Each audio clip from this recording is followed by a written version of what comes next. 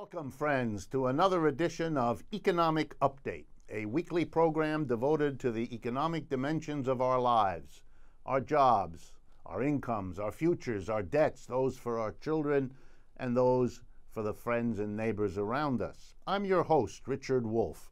I've been a professor of economics all my adult life, and currently I teach at the New School University in New York City. We have so many things to do in this hot July time of year that I want to waste very little time getting into it. But I do want to remember, since sometimes I let it slide, to ask all of you, if you like the program you're about to hear, if you are a listener who has returned from listening to other of these programs, please make use of the websites that we maintain to give you much more of what it is we do in a condensed way on these programs. The first one is democracyatwork.info. That's all one word, democracyatwork.info. And the other one is rdwolf with two Fs.com. Either or both of those websites will provide you with a way to communicate to us your interests, your desires, what you like, what you don't like about the program. Each of them will allow you to follow us on Facebook and Twitter and Instagram, and in that way partner with us and make available to your associations the kinds of material we present here. And finally, those websites have much material for you to use. YouTube videos of all kinds of our activities, audio files, written materials. It's all there, 24/7, available to you, no charge whatsoever, as part of what we at Democracy at Work produce in the way of these programs. And I want to thank those of you that have in fact written to us. Many of you do, and we're very grateful, and we shape the program based on that. We also welcome any and all communications, any ways you can partner with us. We're always looking for more radio stations to carry this program. We're very proud that we are now on over 60 stations across the United States, but we are greedy and want to get on more of those stations. And likewise, I travel around the country giving talks, and if you're interested in any of these ways of partnering with us, use the websites, get in touch with us, we will follow up. I want to begin with something remarkable. Mr. Trump, as the candidate likely for the Republican Party, gets a lot of press around the world for the things he has said, which make him, let's say, an unusual candidate in the race, at least in some ways. But I believe our British brothers and sisters have done us one step better. On the 13th of July, the new Prime Minister of Britain, Theresa May, who, by the way, needs some introduction, which I'll do in a moment, named the new Foreign Secretary. That's the equivalent of the Secretary of State in the United States. It's the person in charge of Britain's relationships with the rest of the world, the leading politician to shape British foreign policy. This is, in a world of complex struggles, the kind of position you want to give to a sensitive, thoughtful, well-versed, balanced kind of person. Theresa May, the new Prime Minister, taken over from, what's his name? I've already forgotten him. Cameron, David Cameron. Thank you for helping me. Theresa May was a banker before she became a conservative politician. She's been a conservative all her life, very proud of it. She is married to a banker, so we have now two bankers, Prime Minister and consort, running the British economy. So not much change there from the sort of person that the Conservative Party has always put up. But she named as her new Foreign Secretary on the 13th of July the former mayor of London, Boris Johnson. I'm going to now read to you from a story carried on the day he was nominated, July 13th, by the Bloomberg News Service, a very conservative, business-oriented news service. So that's where the quotes are of Mr. Johnson in recent years that may remind you of an American politician. I'm not sure which one, but I'll leave that to you. Here now are the quotes. Number one, quote, "I've slept with far fewer than 1,000 women," end quote. If that worries you, wait a minute. In 2007, during the presidential campaign, when Mrs. Hillary Clinton was running, Boris Johnson made the following statement, and I quote, She's got dyed blonde hair and pouty lips, and a steely blue stare like a sadistic nurse in a mental hospital, and as I snap out of my trance, I slap my forehead in astonishment. Continuing the quotation, how can I possibly want Hillary? I mean, she represents, on the face of it, everything I came into politics to oppose. Not just in a general desire to raise taxes and nationalize things, but an all-around, purse-lipped political correctness. I'm going to continue with quotations from Boris Johnson, because it gets better or worse, depending on your point of view. He criticized President Obama on his recent visit to the UK to support the Brexit, that is, the vote to stay in the European Union. He attacked Obama by saying, why did he remove a bust of Winston Churchill from the Oval Office? He said, quote, some said it was a symbol of the part Kenyan president's ancestral dislike of the British Empire, of which Churchill had been such a fervent defender. Not only did the mayor of London say this at the time of the visit of an American president, but the American president felt it necessary to respond and said as follows, as the first African-American president, I thought it appropriate to put a bust of Martin Luther King in the Oval Office, and I moved Churchill's to the Treaty Room where I see it every day. We're not done. Johnson is famous for having explained and justified economic inequality in Britain because it was, quote, useful since it encouraged people to work harder. In other words, he resurrected what many of us thought was a very dead horse by saying that it's okay to make many people poor because they work harder. And like all people who have said that through history, they never quite got around to understanding that that meant the rich people, which they were, don't work hard because they don't need to. And that raises interesting questions, but they never thought it through that far.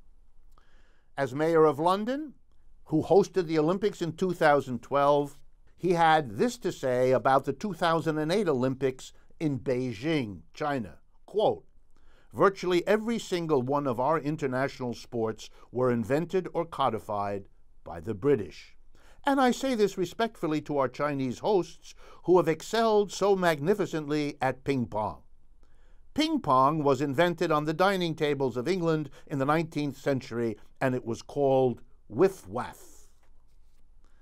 And now the best one.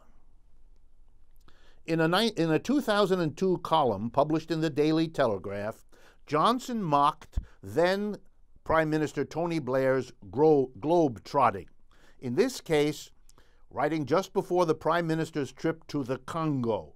Get ready, folks. Here we go. Boris Johnson, the new Foreign Secretary of England, said the following, quote, what a relief it must be for Blair to get out of England. It is said that the Queen has come to love the Commonwealth, partly because it supplies her with regular cheering clouds of flag-waving pickaninnies. They say he is shortly off to the Congo. No doubt the AK-47s will fall silent, and the pangas will stop their hacking of human flesh, and the tribal warriors will all break out in watermelon smiles to see the big white chief touch down in his big white British taxpayer-funded bird. I don't know what I can say. That man is now the Foreign Secretary of the United Kingdom. And folks, it tells you something about modern societies. I'm not going to spell it out, but it tells you something if the best people they can find to run the United Kingdom are bankers who choose folks like Boris Johnson as the best they can for their face to the rest of the world. Think about it, because it tells you much more about British society just as the candidates we field in this country tell us a lot more about our society than they tell us about anything else. Well, what might lie behind all of this? I want to say something about that, and the way I'm going to do it is to present you with some economic information, which is what this program focuses on. The first comes from, well, another Bloomberg piece of work. This is about what has happened to U.S. manufacturing. And the numbers are so stark that I thought I would just present them to you and then offer a short analysis. Since 1989, so that's not very long ago, maybe 25 years, a generation, manufacturing output in the United States has surged 69%. That is, over the last 20-odd years, we have produced a growing amount of manufactured goods and services. Well, not services, goods. That's what manufacturing does. 69% over a generation. Employment in manufacturing over exactly the same period of time has fallen by 32%. 70% roughly increase in output, 30% drop in employment. That's called automation. That's called an economy in which machines have replaced people because we don't need as many people to produce a growing quantity of goods as we did before. In any rational society, this achievement of productivity improvement would have led to an improved situation for most people. For example, the work week in manufacturing could have been dramatically reduced because we don't need as many people as before, leading to giving to manufacturing workers the fruits of the improvement in technology in the form of leisure, in the form of a reduced work week. Would be no need to reduce their income because we're producing more than ever before. There's plenty to go around. We just don't need as much time. But we didn't do that. We also didn't take the increase in productivity and reduce maybe everybody's work week. Manufacturing by some, but everybody else. So that we all share in the benefit of becoming more productive. Since it has to do with the education we give one another in our schools. It has to do with the intensity with which we work. It has to do with the inventiveness of everybody at a workplace who comes up with new and better ways of saving on labor. But we don't do that. Over the last generation, the work week hasn't been reduced, neither in manufacturing nor anywhere else.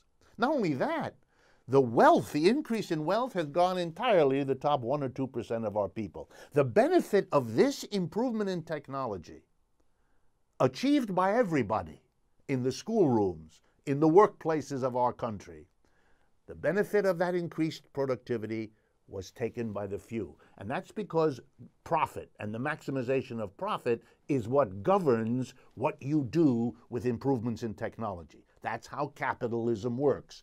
It makes sure that profits are number one. Profits are the famous bottom line. Profits are the focus. So if you can become more productive, then you do it in order to enhance your profits and the income of people who live off profits. And we know who they are. They are the shareholders and the top executives of the corporations who gather the profits into their hands and keep them. Wow. If you put together the loss of jobs through automation, documented in the numbers I just gave you, together with the loss of jobs as capitalists decided to move production out of the United States, where wages are high, to the rest of the world, particularly China, India, Brazil, where wages are low, well, then you can see why profits have boomed. The people who run our society, the businesses, have gathered into their hands the benefits of the technology that we all help to produce, and the benefit of being able to go to another country and get the work done at a fraction of the cost that you used to pay to an American worker. It has decimated American culture. It has destroyed places like Detroit, that we're going to talk about more today, and Cleveland, and Philadelphia, and the countless other parts of this country that are in deep trouble. It explains why incomes haven't gone anywhere in a way I'm going to tell you about in a moment. The decision of capitalists, first to automate, but more importantly, to take all the benefits of increasing productivity for themselves and to share none of it with the rest of us. That's why the work week hasn't gotten shorter. That's why the average income of most Americans has gone absolutely nowhere. Nowhere, as I will document in a moment. We see an economic system that is now perverting the potential of human progress and subordinating it to the maximization of profits. That's why the capitalist system has run out of gas and is now encountering opposition of the sort it never felt before, whether that's Mr. Sanders, a socialist running in the United States, or Mr. Corbyn, a socialist leading the Labour Party in the very Britain that just made Boris Johnson its foreign secretary. So I'm interested to give you another piece of information. This one from a British paper too, we're very British today, The Guardian. On the 13th of July, Larry Elliott wrote in The Guardian a story, and I'm going to read you the headline of the story. Up to 70% of people in developed countries have seen incomes stagnate. Well, if I had a lot of time, I'd go through the statistics with you. But the story, if you're interested, easy to find. The Guardian's available for free on the internet. July 18th, Larry Elliott, the author. You will there see that there has been a stagnation of incomes for the majority of people in most of the developed world, including the United States and the United Kingdom. People are very upset. People are very angry. People are looking for ways to get out of this declining situation that capitalism as a system has put them into. And the media, unfortunately, are busy coming up with everything else to focus people's attention on. Do we stay in the European Union or not? It's not the issue, friends. It's not the problem, friends. Should we have more or less immigration? Not the issue, friends. Not the problem, friends. Should we be more or less angry at this or that political movement? That's not our problem.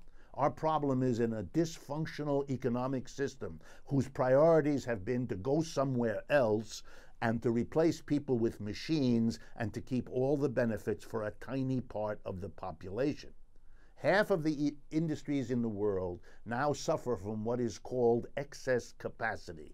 They have the capacity to produce more goods than they can profitably sell. And you know why?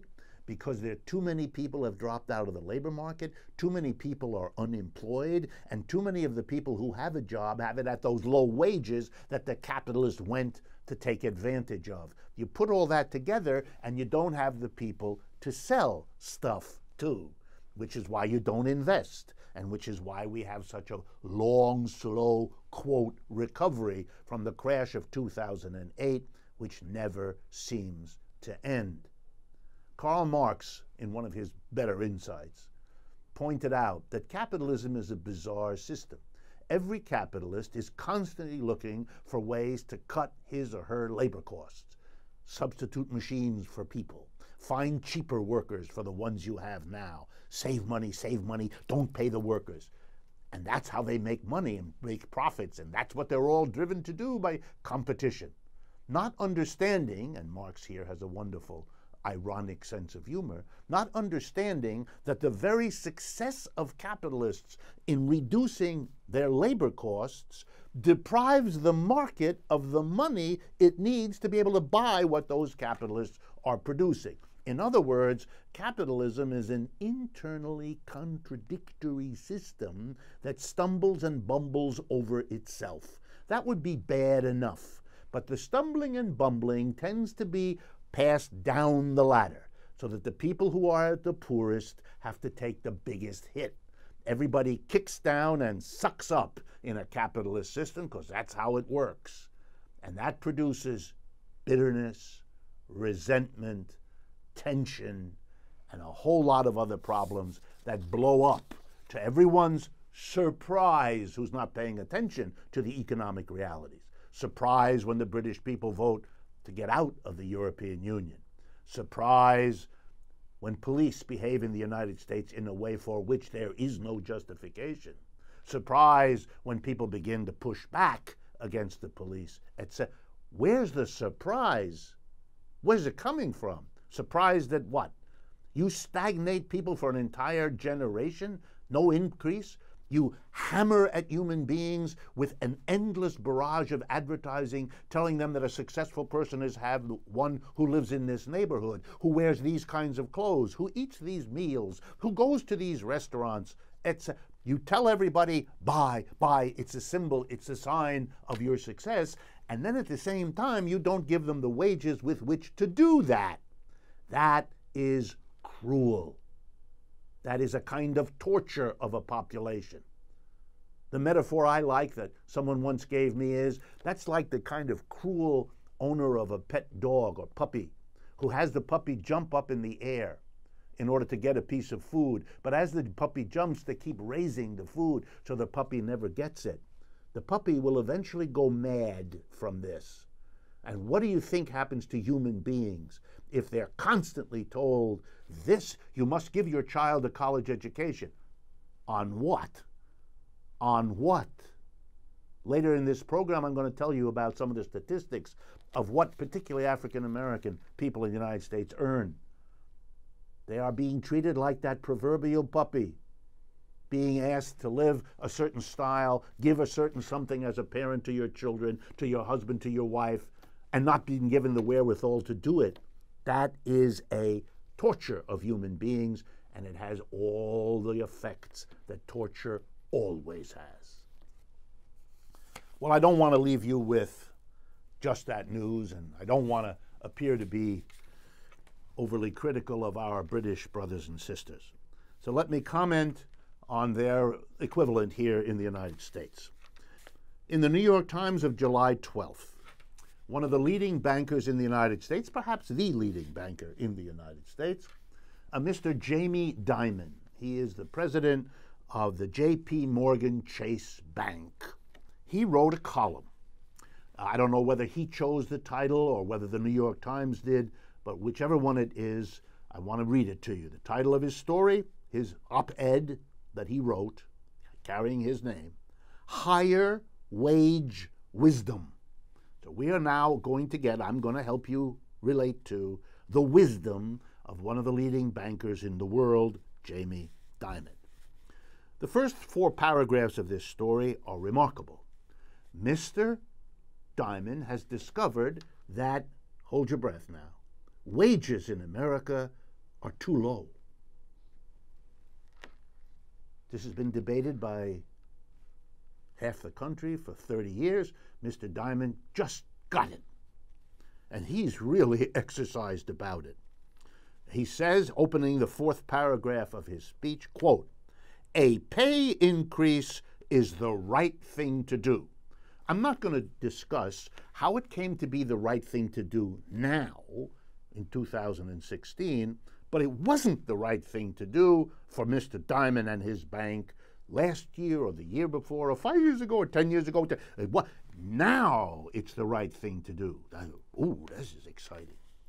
Further on in the story, Mr. Dimon gives us a very interesting piece of information. The J.P. Morgan Chase Bank itself employs, ready, 18,000 people at a minimum wage of roughly $10.15 an hour. Whoa.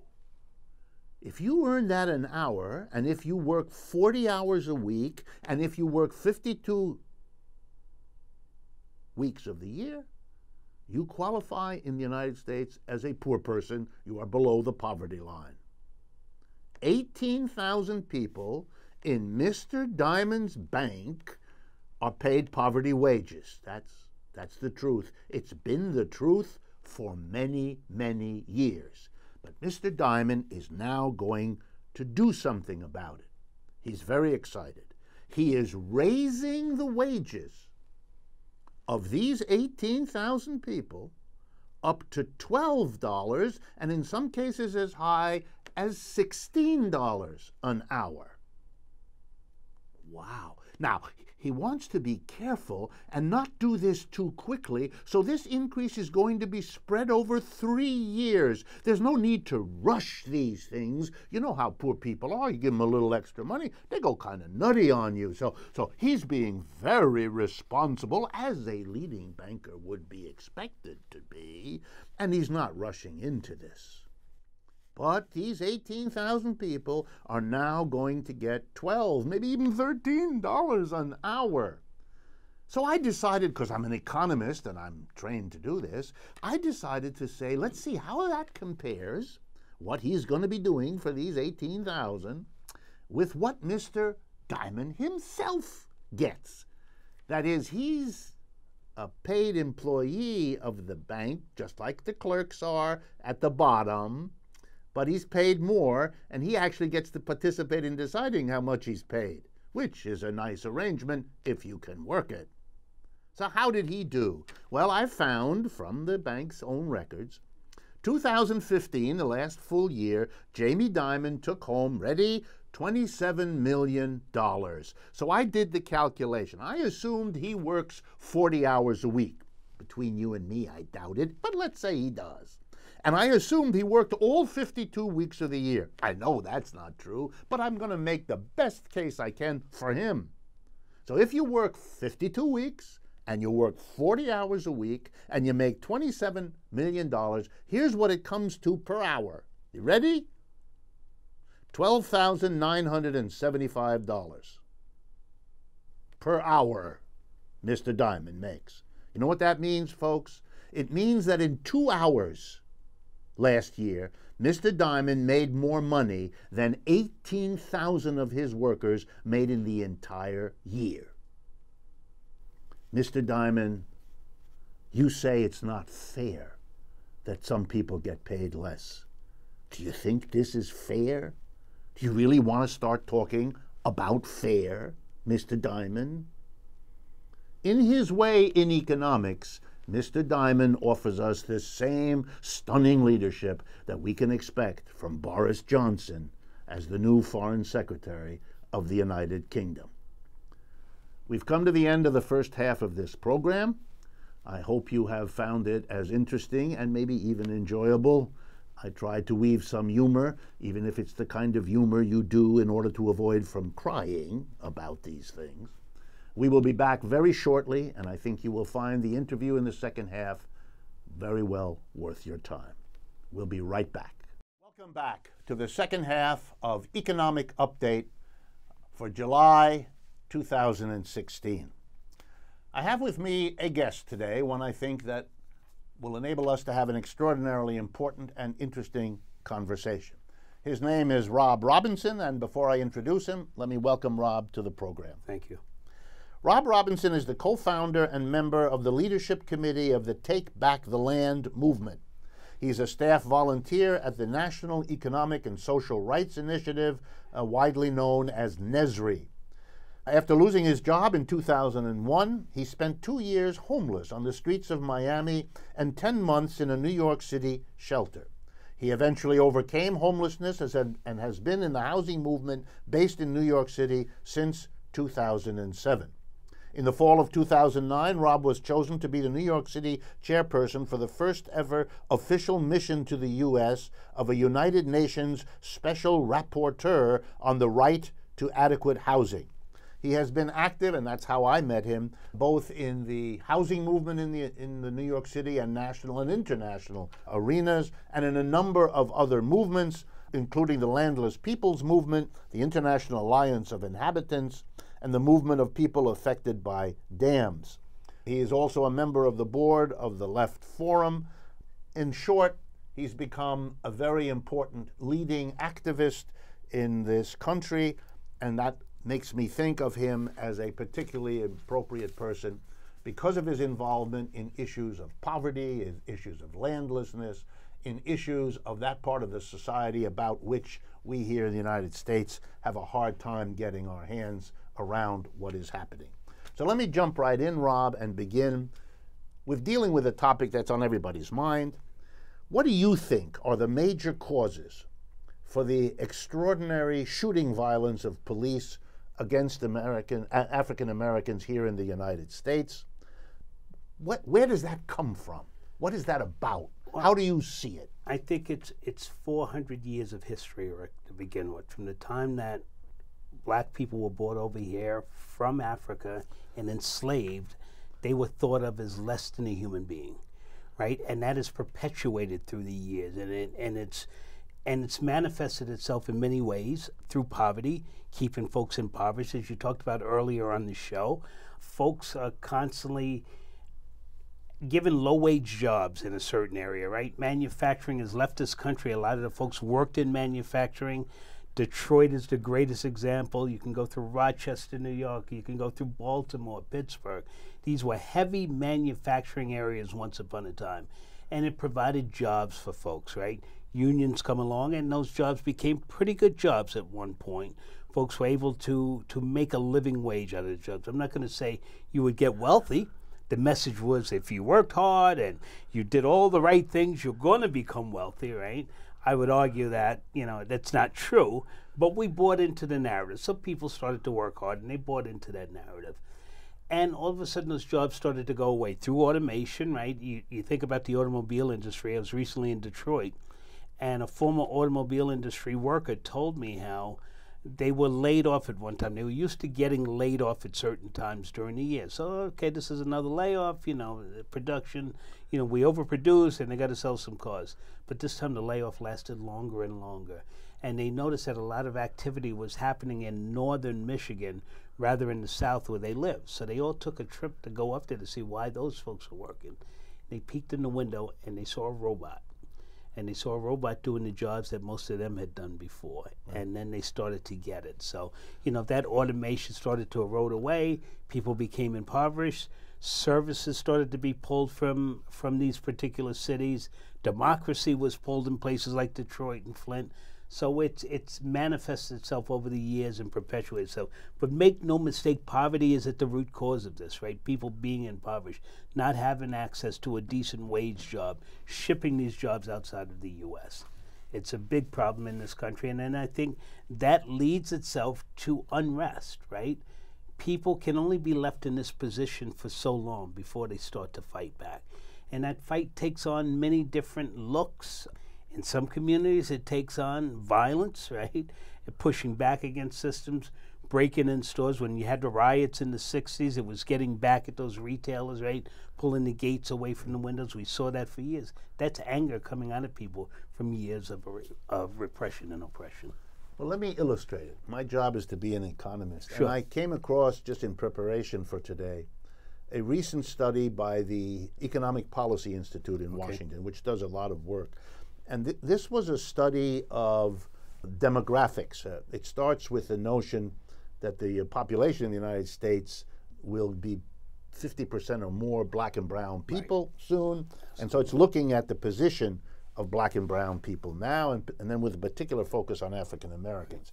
And here are two statistics that jump out that illustrate what you say, and I want your reaction to them. First, across the country, 8.2 million African American workers are employed today. That's right now, July 2016. 8.2 million African American workers are employed in jobs that pay under $15 an hour. That works out to 53% of all African American workers. In other words, a majority of people are being asked to make a life earning $15 or less an hour. It is impossible to do anything like live the life that Americans are told is their birthright, is what they ought to do, is the kind of life they ought to give to their children, to their family. You can't do it. Absolutely. It's like I said in the first half of the program, it's the puppy who's being tortured. Absolutely. Right? Second statistic. In many states, it's actually worse than this. For example, in Florida, over 60% of African Americans make less than $15 an hour. Even in Massachusetts and New York, in Massachusetts it's 46%, in New York it's 41% of African Americans are earning under $15 an hour and asked to live like that. How can you possibly be surprised at bitterness, anger, looking for ways to get around a system that offers you these kinds of lives at 15.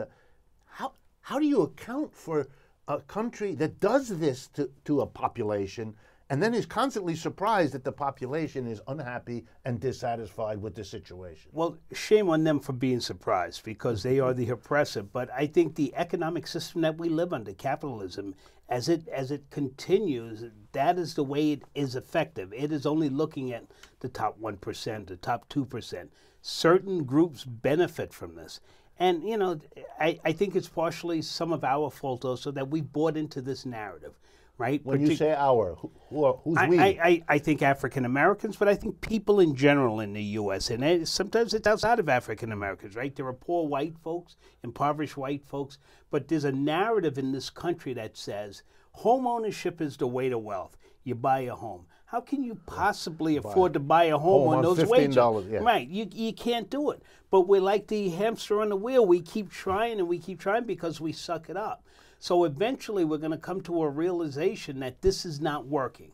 And that manifests itself in some of the things we're seeing. Some pushback, being offensive, and maybe sometimes that's breaking in a store and taking something. I need a way to live. You keep telling me I have to have this stuff. So I'm going to exercise my way of self-determination. I want it too. I have a desire. So I see it sitting in the store gleaming at me in my neighborhood every night. Right? But when I walk by, the guy tells me I don't have enough credit. My credit's not good enough for it. You know what? Then I guess they say, you know what? I'm just going to come by here one night and take it. Right? So you get looting, you get crime and robberies. I think there are a lot of factors that feed into it. But the core, again, is that issue of poverty not being addressed and not understanding that we need some minimum standards. Our government needs to take care of its people. It has an obligation. So social welfare is dismissed in this country, right? You're seen as somebody you don't deserve it. You know, get up and work, right? You read the quote earlier from the English, the person from England who has now become the Foreign Secretary, saying those same types of things that we've heard for years in this country, right? So it's the two big gorillas, U.S. and England, that are exercising these rights. But you see social welfare in other countries in Europe. People have a minimum standard, and the government is going to supply if the minimum is not there. The government has an obligation to supply those people, but it's always looked past that obligation here, right? And it becomes a human rights issue. And this is what moved me into this work, you know. Tell us a little bit about that. As Malcolm was killed and Martin Luther King were killed, they were talking about human rights. Malcolm said, I'm going to go to Geneva. I'm going to go to the UN because this is a human rights issue. It's a human rights crisis, right? There are certain needs we have as human beings, right, that are innate to us being born. And these needs are housing. There are some basic things, housing, food, basic necessities that are guaranteed in certain treaties and documents that were signed off by the U.S. Let me be clear about that. They were signed off, the Universal Declaration of Human Rights, but totally ignored by the U.S., right? So it was a dog and pony show to stand before the rest of the countries of the world and, you know, have the feathered pen and sign and, you know, do the photo op. But as far as following through with any of these obligations, I totally dismiss them because we base everything here in civil rights, right, which is the law. And you know what? That's the law. And that's how the U.S. will constantly defend itself in Geneva, right? It says that, well, our country is based on law, what is written in the Bill of Rights and in the civil rights, right? But I would argue that the law doesn't necessarily work for everybody and was intentionally written not to work for everybody. As I like to tell people, you wouldn't have the corporate structure of the United States spending billions of dollars on lobbyists if they didn't understand that shaping the law is how they get many of the things they need. Absolutely. So these are processes. You know, I think for me, it was a learning experience. After I went through that change in life, you know, I got transformed after this bout of homelessness and looking at the world different from that personal experience and wanting to read and understand more about that, right? And understanding those processes as you just laid out. And then you start to see things different. You see things for what they really are, right? You know, my family bought, as an African-American family, bought into the narrative.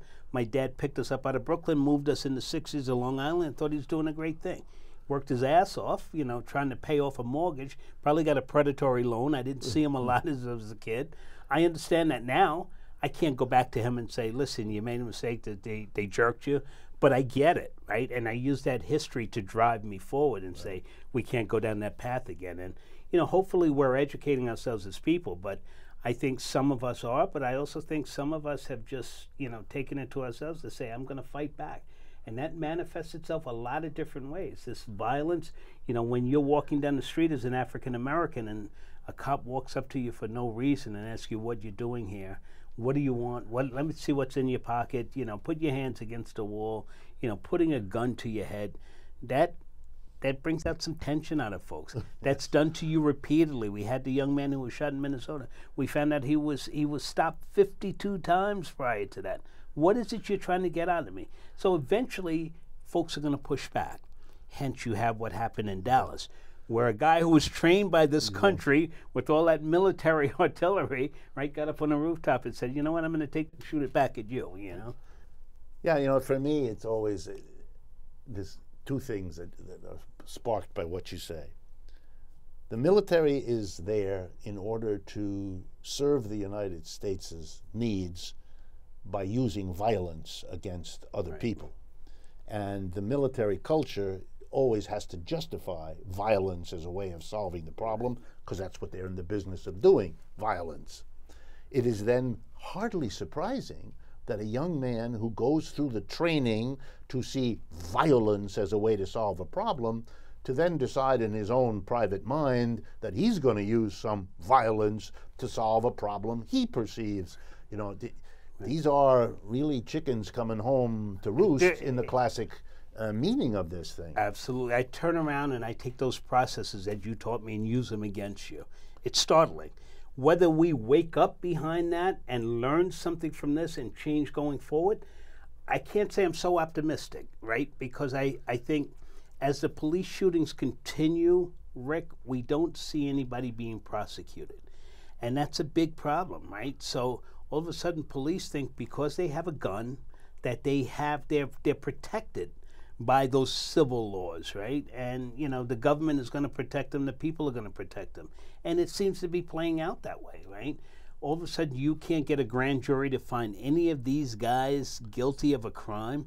So somehow you figured out a process, and maybe I'm a conspiracy theorist, right? Some grand jury is working in a certain city, and all of a sudden the DA gets on the phone and says, well, this is how we got out of it. Right, use this process and they'll never indict, right? It's something that is happening because some of these cases seem too clear cut to us. And in the past, you can argue in the past that, okay, we didn't have all the evidence. Everybody has a cell phone with camera now. We're seeing it live like never before. And I think the startling pictures out of Minnesota with the young lady standing there, you know, and how she remained so calm through that video, I don't know, where she said, he was reaching for his license, sir. You know, I was totally amazed. But to have to imagine her life witnessing that, and she's destroyed. And the child with her. Right, she's destroyed for the rest of life. That violence perpetuates itself. Now here's an off-duty cop here in New York. We had an incident a couple of weeks ago. Two families are driving at night in Brooklyn. One guy cuts the other off. The guy was put off by being cut off, so he approaches a car. In the car that he approaches is an off-duty cop who felt threatened, automatically pulls his gun and starts shooting. His response was, the guy took a punch at me.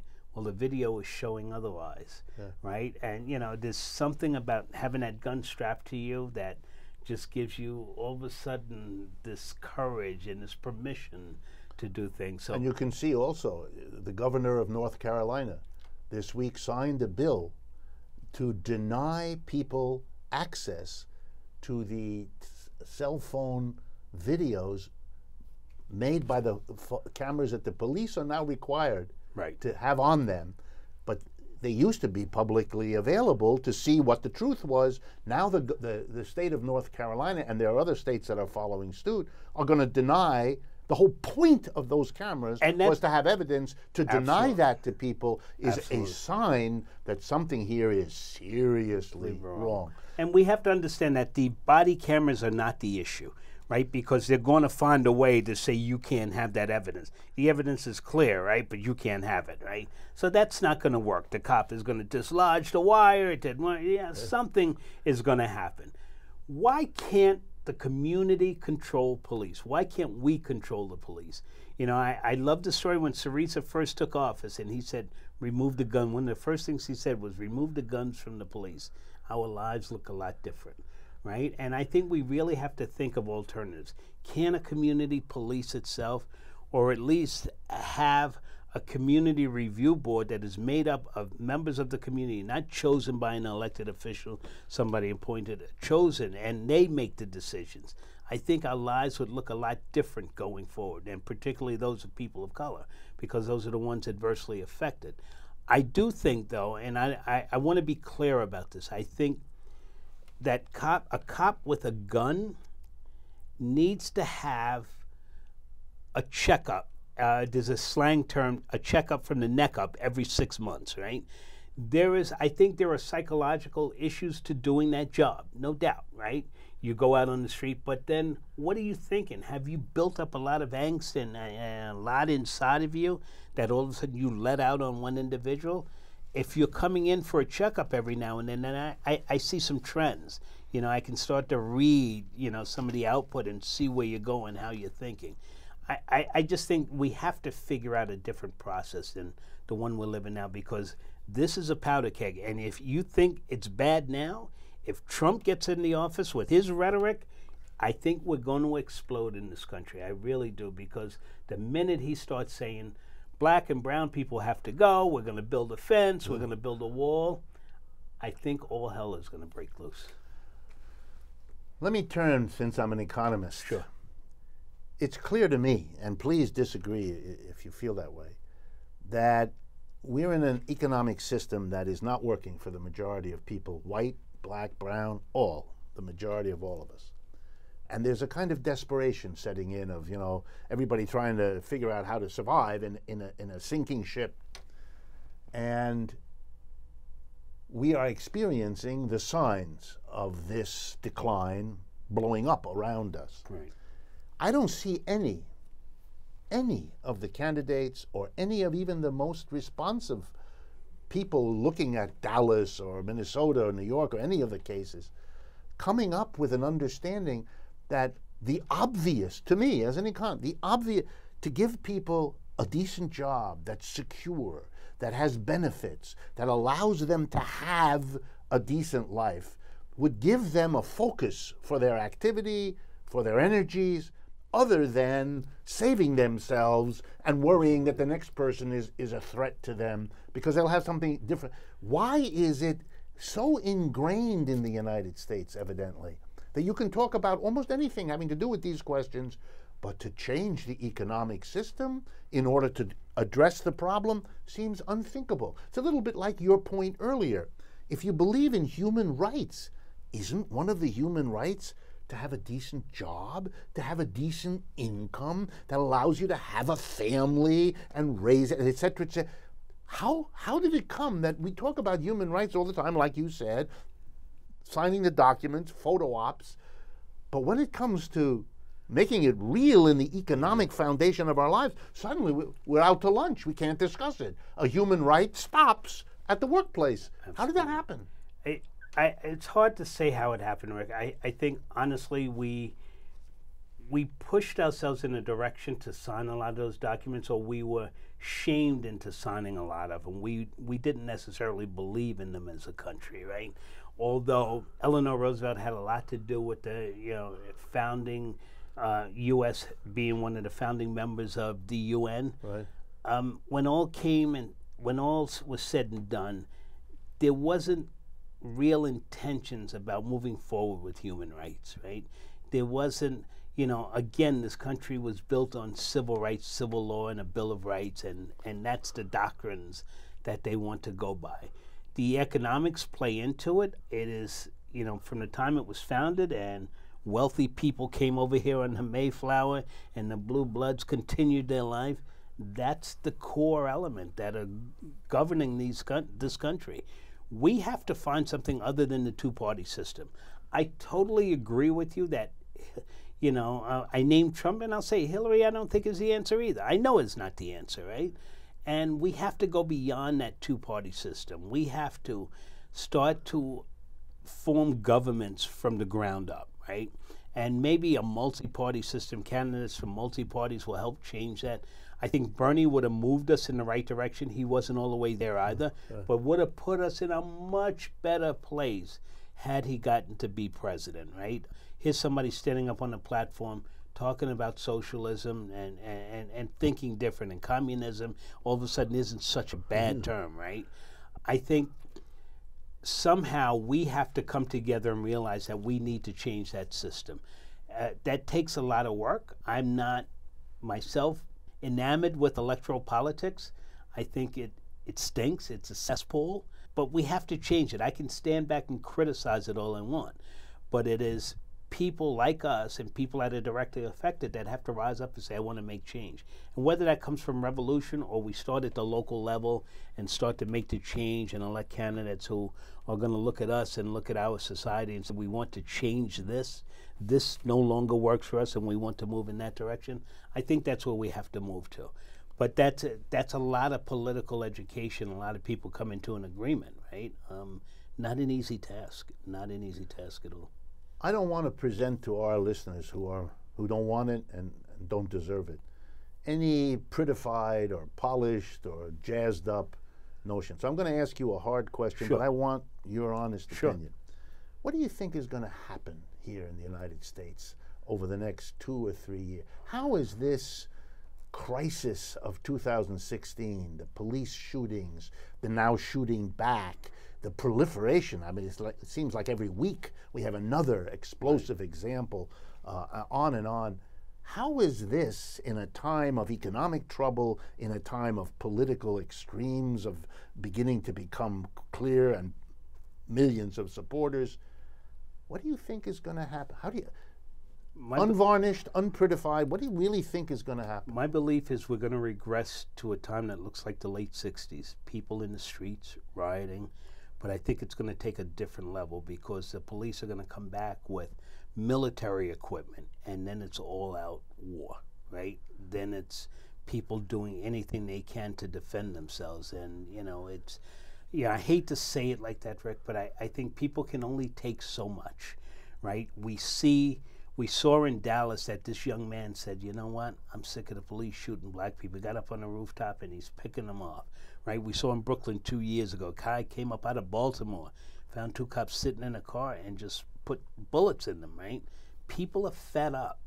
People have gotten to a certain level. I thought they would have been, I always tell the story that, and when the banks were bought out with our tax money, I thought that was the point where we'd have a revolution in the U.S. Didn't happen. But I think now the young people, the way they think, they don't want to go by the processes more of, we used to be told, especially as African Americans, go to the ballot box, elect a black president, and your life will change.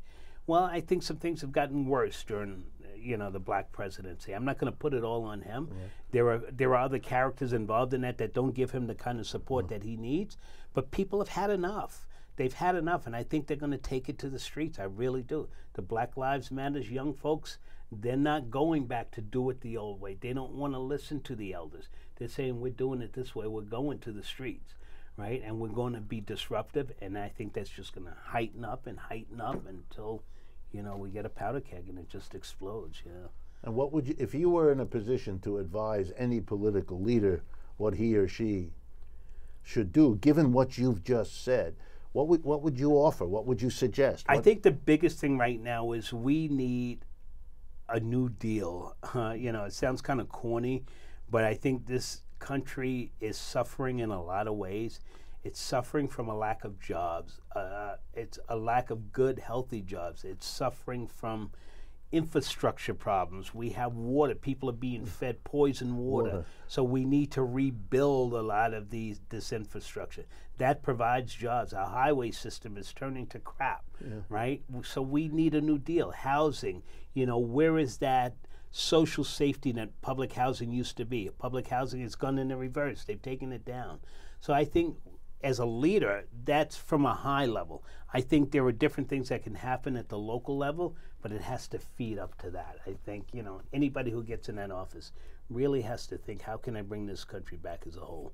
And I'll just close out by saying, Rick, we look in this area where we live, you know, some folks call it the Rust Belt, but I always talk about Baltimore, Pittsburgh, Rochester, right? Healthy manufacturing in a lot of different ways. All is eroded. You go through these areas now and it looks like a war. It looks like devastation. So, you know, not optimistic for the future. You know, the outcome may be a pessimistic one, but it's a real one, right? It's a real one. Thank you, Rob, very much. Rob Robinson, my guest today. Just a coda to his comment about a New Deal. We had a New Deal in the 1930s because unions, socialists, communists got together, had a coalition, and forced the then president to go in that direction. To have another New Deal now would require first that we build that kind of movement from below. It's the only way. Thank you for your attention. This is Richard Wolff. I want to thank our partner, truthout.org, the remarkable independent source of news and analysis, for all that they've done with us over the years. And I look forward to seeing and talking with you again next week.